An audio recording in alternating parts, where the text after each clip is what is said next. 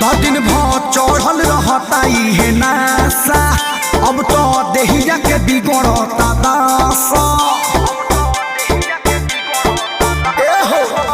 दिन भर चढ़ल रहता है नासा, अब तो देहिया के बिगड़ता दासा। तो सुनो दुइये मिनट के मिलन हानि हो गइल, तो छुके छोड़ देला,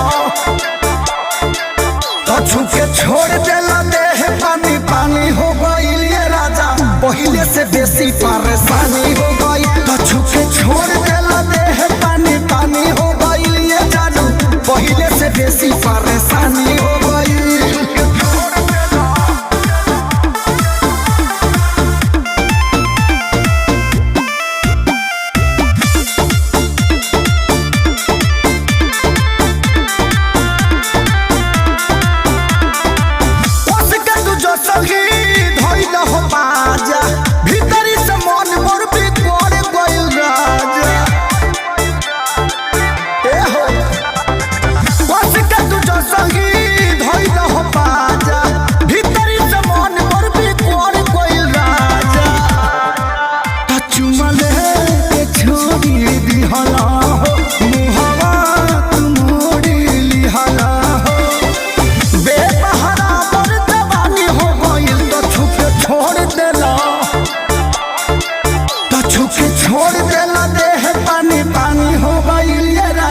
पहिले से बेसी परेशानी हो गई। तो छुके छोड़ देला, देह पानी पानी हो गई ये जादू, पहिले से बेसी परेशानी हो गई।